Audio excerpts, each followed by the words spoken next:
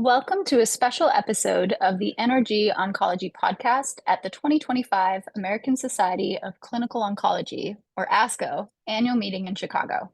I'm Lauren Henke, and I'm joined by my co-host, Stephen Chun, talking today about the long-awaited results of NRG Oncology BR003 being presented as a late-breaking abstract. BR003 is a randomized phase 3 clinical trial evaluating the addition of carboplatin chemotherapy to doxorubicin, cyclophosphamide, and paclitaxel for triple-negative breast cancer. Our guest is the principal investigator of the trial for BR003, Dr. Vicente Valero. For the record, Dr. Valero is a colleague and a friend of mine at the MD Anderson Cancer Center, where he is Deputy Department Chair of Breast Cancer Medical Oncology. Dr. Valero, first off, what is triple-negative breast cancer, and how did you define high-risk triple-negative breast cancers that were eligible for NRG Oncology BR003? Good morning. Well, triple receptor negative breast cancer represents about 15% of the patients with breast cancer. It is defined with the lack of expression of the estrogen and progesterone receptor and the lack of overexpression of the HER2 receptor. Patients eligible for the NRG-BR003 required to have either not negative breast cancer that the tumor measured 3 centimeters or greater, or patients that they have any positive lymph nodes regardless of the size.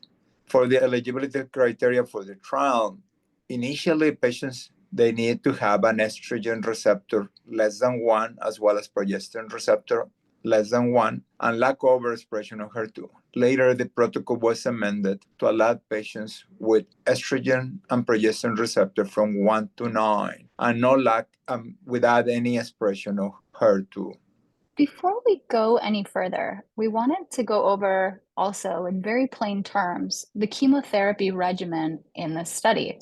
The doxorubicin, also known as adriamycin, is often abbreviated as A. The cyclophosphamide is abbreviated as C, and the paclitaxel is abbreviated as T because it's a taxane. Taken together, many of us know this standard regimen as AC plus T. And then BR003 is evaluating the addition of carboplatin, often abbreviated as well as P because it's a platinum chemotherapy. Could you talk about these chemotherapies in very plain terms and maybe a little history about their use in triple-negative breast cancer? As you mentioned, doxorubicin and cyclophosphamide followed by paclitaxel, known as dose-dense ACT or dose-dense AC followed by weekly paclitaxel, has represented the standard of care for more than 15 years for patients with high-risk triple receptor negative breast cancer, either in the neoadjuvant setting, it means prior to surgery, or after surgery. This has been recently challenged with the introduction of immunotherapy and the neoadjuvant setting. So now the standard treatment in the neoadjuvant setting for high-risk triple-negative breast cancer is paclitaxel and carboplatin plus pembrolizumab followed by AC plus pembrolizumab. Still in the adjuvant setting, the role of carboplatin remains controversial. Carboplatin has been used for many cancers for more than 40 years. But the role in triple-negative breast cancer has been a debate for the last 20 years. Now that we've covered our bases, Dr. Valero, I'm wondering if you could put into context the challenges in treating patients with triple-negative breast cancers and why we put together the study BR003 to try to improve outcomes by adding even more chemotherapy, a fourth chemotherapy to the mix. What is it that makes these triple-negative cancers so bad that we continue to try to add more chemotherapy, whereas when we look at other breast cancers over the past, let's say, 20 years, like estrogen receptor positive cancers, we've actually been de-escalating chemotherapy using things like Oncotype DX. But for triple negative breast cancers, what makes these so challenging that we want to see if more chemotherapy is going to help improve their outcomes? Triple receptor negative breast cancer is associated with a very high proliferative tumor that tend to have a higher incidence of distant metastasis. The rationale of using another drug is because there were several studies in the neoadjuvant setting conducted by Now Alliance and other groups, including the German national group, suggests that the introduction of carboplatin in this setting, in the neoadjuvant setting, was associated with increase in pathological complete response, which it was very conclusive on the endpoint. However, the impact in invasive disease-free survival and overall survival remain unclear. This study, as you mentioned, was developed more than a decade ago. That was before the introduction that changed the landscape 5 years ago with the introduction of pembrolizumab in the neoadjuvant setting, impacting the pathological complete response, and now, recently, not only the event-free survival, but overall survival in patients with high-risk triple-negative breast cancer. So definitely, we're moving into a different charter water at this point, but still, in that particular study, this named as Keynote 522, in this automatically incorporate the carboplatin as a backbone in the control arm, as well as the experimental arm. So the question was, does immunotherapy impact? And the answer for that was that, and it was positive initially for pathological complete response, and later for event-free survival, and recently for overall survival, leading to the approval of pembrolizumab in the adjuvant setting. So this has really changed the landscape. On the other hand, adjuvant immunotherapy is not approved for patients that they had surgery first, like the case of patients in BR003. So at that point, there was a lot of possibilities for improvement in invasive disease-free survival. So based on what we had learned in the neoadjuvant setting, we launched this study. Obviously, this study was difficult to complete because as the years went by, more and more people follow our lead and other groups' lead of using neoadjuvant systemic therapy rather than adjuvant therapy. And therefore, the accrual and the study was quite slow and below what we were expecting because of the change in the landscape again. For we know that immunotherapy based on one single study doesn't impact the outcome of patients that they had surgery first. So the question is still valid for those patients that they have high risk triple negative breast cancer, they had surgery. And in many countries, they do not have access to immunotherapy. So I think it is still valid, especially for those countries where they have limitations and new novel agents like pembrolizumab. In contrast to, you point out correctly, for HER2 positive or for ER positive, where we continue to de-escalate chemotherapy by adding target therapy or endocrine therapy. And triple-negative breast cancer, we really don't have a target until now that we have the PD-L1 that is associated with better, results by using immunotherapy. So there is some things for de-escalation, including this focus when we participate in this trial that we de-escalating chemotherapy by only using taxane plus carboplatin plus pembrolizumab rather than the whole combination of paclitaxel, carboplatin followed by doxorubicin and cyclophosphamide. So we're trying to de-escalate in triple-negative breast cancer, even in the high risk, by now having immunotherapy. Without further ado, now that we've covered the basics of high-risk triple-negative breast cancer, I want to congratulate you on getting BR003 across the finish line. What were the results on NRG Oncology BR003 that you presented today? We enrolled, like I mentioned, 769 patients in the trial, and 385 were randomized to the control arm and 384 to the experimental arm. The great majority of the patients on the trial were white, non-Hispanic. About 30% of the patients, 35% of the patients were 60 years and older. 30% of the patients had a non-negative breast cancer, and the great majority, 56%, they have 1 to 3 positive lymph nodes. Of those patients that they were testing for the BRCA, about 10% have the pathogenic variant. The great majority of the patients, 85% plus, they have a grade 3 histological grade. The administration of carboplatin in the experimental arm did not decrease the administration of paclitaxel. About 75% of the carboplatin was delivered on the experimental arm. The primary endpoint, invasive disease-free survival, 5 years, 82.9% in the experimental arm, the one that contains carboplatin, were without events versus 77.8%. If we look at the distant recurrence-free survival, it was non-statistically but numerically higher, 88.7 for the carboplatin arm versus 84.4 at a median follow-up of 5.9 years. It was not statistically significant. The number of events in the control arm was 57 distant metastasis versus 45 in the carboplatin arm. The overall survival, again, with a follow-up of 5.9 years. At 5 years, 87.7 on the carboplatin arm were alive versus 84.4, with the absolute difference is approximately 3%. But again, the hazard ratio was 0.8 and it was non-statistically significant. So the therapy was relatively consistent with what we know, since these agents have been around for more than 2 decades in the case of paclitaxel and more than 40 years of the other 3 agents like the doxorubicin, cyclophosphamide, and the carboplatin.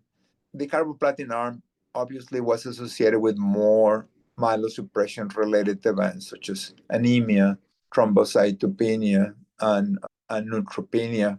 But overall, there was no significant major difference between grade 3 and grade 4 or clinically meaningful events. So the therapy was relatively well tolerated.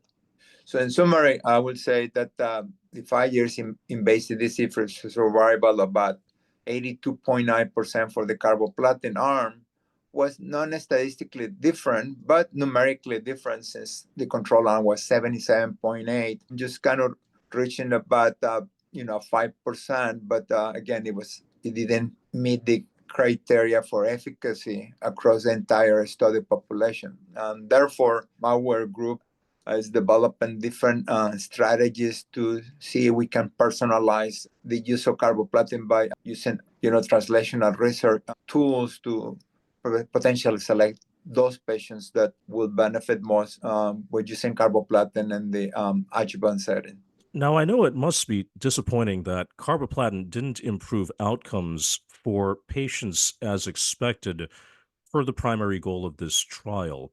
But I wonder if perhaps one of the silver linings here is that, in fact, about 80% of patients were doing pretty well with long-term follow-up, which is nothing to, I suppose, sneeze at for high-risk triple-negative breast cancer. This is actually pretty good results in historic context.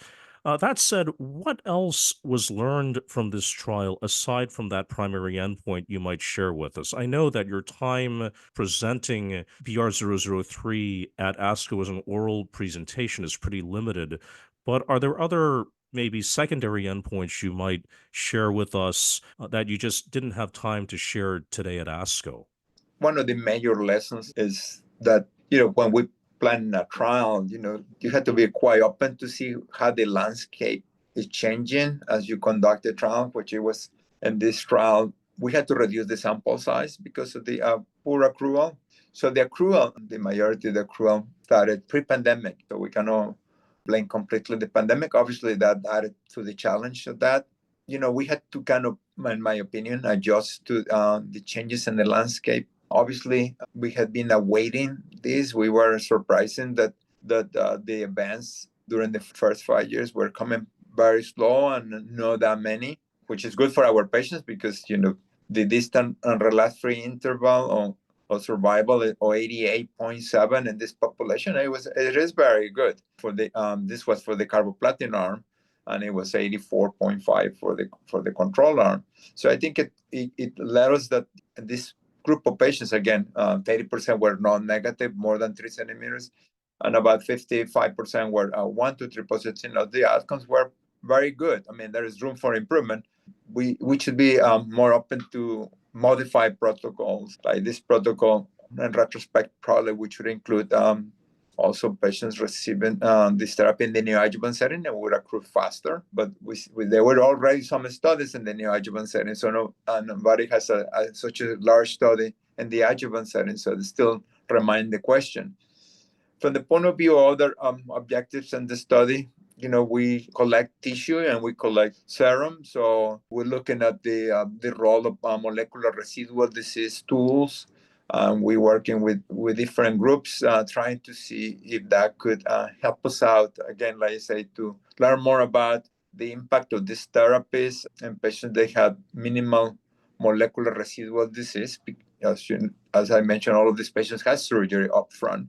So can we do better in selecting these patients rather than treating all patients with doxorubicin, cyclophosphamide, paclitaxel? The question about carboplatin will remain difficult to answer, but this is the largest study. If the patients meet the criteria, you have to determine based on this study. Again, I didn't meet our primary endpoint, but again, it was a 5% difference in the events for invasive disease-free survival and the carboplatin arm. And so we planning to do some a meta-analysis, all of the carboplatin-based regimens trials in the neoadjuvant setting. There's small ones in the adjuvant setting, and that may provide a more clear guidance about the use of carboplatin, especially in those countries that do not have access to pembrolizumab. So now that we have a definitive answer regarding the role of carboplatin in high-risk triple-negative breast cancer, I know you've already alluded to how the world has changed in the last 10 years since BR003 was launched in 2015, right around the time actually that the NRG Oncology Group was established. You mentioned PD-L1 directed immunotherapy, but where do you see opportunities for these triple negative breast cancers other than immunotherapy? And what sort of hope can you provide to patients with triple negative breast cancer out there? Excellent question. To me, and many people in the field feel that with the introduction of immunotherapy, I think this, in my opinion, will allow us to de-escalate therapy in this group of patients that they started to have an excellent outcome. And like I said, there is a SWOG trial, a randomized study that will address the question, can we de-escalate doxorubicin and cyclophosphamide? So that's one step. The second step is already happening, or is about to complete, or just complete accrual, or a trial that defines duration of therapy in triple negative high risk breast cancer. And there's the randomized study, the optimized, to test if in patients they have a pathological complete response after neoadjuvant pembrolizumab-based therapy with chemotherapy, which happens in approximately 65% of the patients, can we de-escalate the duration of pembrolizumab and just give it in the neoadjuvant setting rather than the neoadjuvant and the adjuvant setting. So randomized study just completed or about to be completed. So that will reduce that. So we're trying to de-escalate the duration of therapy, especially in those patients that they have excellent results, a pathological complete response in the neoadjuvant setting. And again, we're trying to de-escalate the amount of chemotherapy. Obviously, there is opportunities to look for new targets in this group of patients, and our group and others, we're looking at the molecular level to see if we can find a target and we can move on and try to use more target therapy and immunotherapy rather than immunotherapy and chemotherapy in this group of patients. Once again, Dr. Valero, I'd like to thank you and congratulate you for the tireless work you've done with BR003 and for breast cancer patients in general through this trial. Congrats. Thank you for the opportunity. Just to close is to thank everybody. It takes a town to complete a trial. It is not like I'm the principal investigator, but obviously Priya, Rastogi, and Gong Tang were crucial in the development of this trial. And more importantly, for all of those patients and their families that they were open to consider this trial, these 769 patients, I'm so thankful that the patients, as well as the physicians, they were willing to enroll patients in the trial. And again, our regulatory and our team at NRG, just very thankful for each of them and help us to finally present this trial in ASCO 2025. And we're looking forward to complete the publication for people having access to the more details of the trial. Thank you for the opportunity. To put all of this in context of the 2025 ASCO Annual Meeting and for the larger cancer community, our next guest is Dr. Julie Gralow, the Chief Medical Officer and Executive Vice President of the American Society of Clinical Oncology.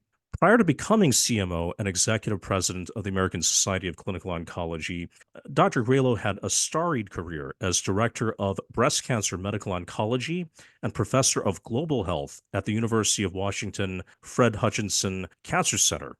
Dr. Gralow, before we discuss BR003, you have been at the forefront of trying to improve outcomes for triple-negative breast cancer for much of your career. In a broad sense, can you tell our audience about your experience with triple-negative breast cancer and what makes this kind of breast cancer so challenging? And can you briefly sum up the progress we've made for triple-negative breast cancer throughout your career? Triple-negative breast cancer is really an interesting subset of breast cancer in that, as opposed to other subtypes of breast cancer, we're defining it by what it isn't instead of what it is. It is not estrogen or progesterone receptor positive or HER2 positive. And I think we need to get away from that because triple-negative breast cancer in and of itself is undoubtedly multiple subtypes based on genes that are expressed, turned on, turned off, etc. So triple-negative breast cancer, as we all know, is difficult to treat because we're defining it by what it isn't. I mean, chemotherapy has been the backbone of treatment. We now have some other newer therapies over just the last several years even that are a bit more targeted, more directed at subsets of triple-negative breast cancer. But it's challenging because we're defining it by what it's not, as opposed to estrogen receptor positive or HER2 positive, where we have treatments that are targeted toward those receptors. As Dr. Valero discussed, NRG Oncology BR003 unfortunately didn't show that carboplatin improved outcomes for high-risk triple-negative breast cancer. With this in mind, what sort of message would you give to patients and the larger ASCO community out there on BR003 to help them put these results in perspective? BR003 is important because we've had a lot of confusion about the real importance and role of platinum agents in breast cancer in general and triple-negative breast cancer specifically. We've had trials that have shown improvement in pathologic complete response rates pretty consistently when added to standard chemotherapy in the neoadjuvant setting. We've had some trials that have seen that result in improvement in disease-free or event-free survival, and maybe one or two that suggest some improvement in overall survival, but we've also had trials that have not shown those benefits. So while I think there's pretty much consensus that adding a platinum agent in the neoadjuvant setting to standard chemo improves pathologic complete response, the important outcome of does it actually improve overall survival? And if it does, is that countered by the increase in toxicity that we consistently have seen remains unanswered. This is an important trial that looked, at least in the adjuvant setting, of does carbo add to standard anthracycline taxane chemo? And I think it's a strong trial, a well-designed trial, and I think it really tilts us back away from wanting to add platinum agents routinely in the adjuvant setting and triple negative. I think that that's a really nice overview. Dr. Gralow, you have major leadership roles for breast cancer, both within and outside of ASCO. What do you see as the biggest opportunities for triple-negative breast cancer now? And what sort of efforts are you involved with to move the needle for triple-negative breast cancer? Fortunately, after BR003 was started, we've had developments that have already moved the needle in earlier stage triple-negative breast cancer. We had the CREATE trial that showed the benefit of capecitabine in breast cancers. A majority were triple negative that still showed residual disease after neoadjuvant treatment. And actually, the ECOG 1131 trial that showed that with residual disease after neoadjuvant therapy in triple negative breast cancer, that the platinum agents were not better than capecitabine. We've also had the Keynote 522 trial looking at the addition of an immune checkpoint inhibitor, pembrolizumab, in earlier stage non-metastatic triple negative breast cancer, and that is an option. We've struggled with which triple negative breast cancer patients benefit from the immune checkpoint inhibitors. They are not a clear home run, but I'm sure that for a subset that we need to work on defining further, they really do add. And then for the BRCA1 and 2 germline mutated associated breast cancers, we now have, the PARP inhibitors with the Olympia trial demonstrating benefit of adjuvant olaparib. So we also have had a change in when we give systemic therapy in triple negative breast cancer that is not metastatic, with its pretty consistent recommendations to use it in the neoadjuvant setting so that we can actually use the response to the neoadjuvant therapy to direct the adjuvant therapy after surgery. So a lot has happened since BR003 started. I'm interested that even though there was not a statistical benefit for the addition of carbo in BR003, there was a numerical benefit that might suggest that there's a subset buried in there that we need to investigate. And I know the investigators of BR003 are working on this. There might be a subset that platinum agents really do benefit, but it's not the majority of patients and should not be used routinely at this point. This year, Dr. Robin Zahn's presidential theme for the 2025 annual meeting is driving knowledge to action. Can you put the importance of NCI-sponsored cooperative group trials like BR003 in the context of that message, especially in light of the enormous uncertainty and changes we are seeing in health policy at the national level? It's very clear that NCI-sponsored cooperative group trials like BR003 are critical in defining optimal treatment of cancer in general, breast cancer specifically. Industry, with a critical role in developing new drugs, have different goals. And we use our government-funded research to then define the optimal way of using these new therapies that aren't necessarily in line with the goals of industry. Industry would have an incentive to have the broadest possible use of their new agents. That's understandable. They have a commitment to their shareholders, et cetera. But these new drugs are expensive and have toxicities, and it's left to government-funded research and foundation-funded research to better explore, in many cases, who doesn't benefit from these new therapies. So while carboplatin, cisplatin are no longer on patent, and so that's not the exact benefit of the study being done in a cooperative group. It's not to counter kind of industry trying to have a broad application of these drugs.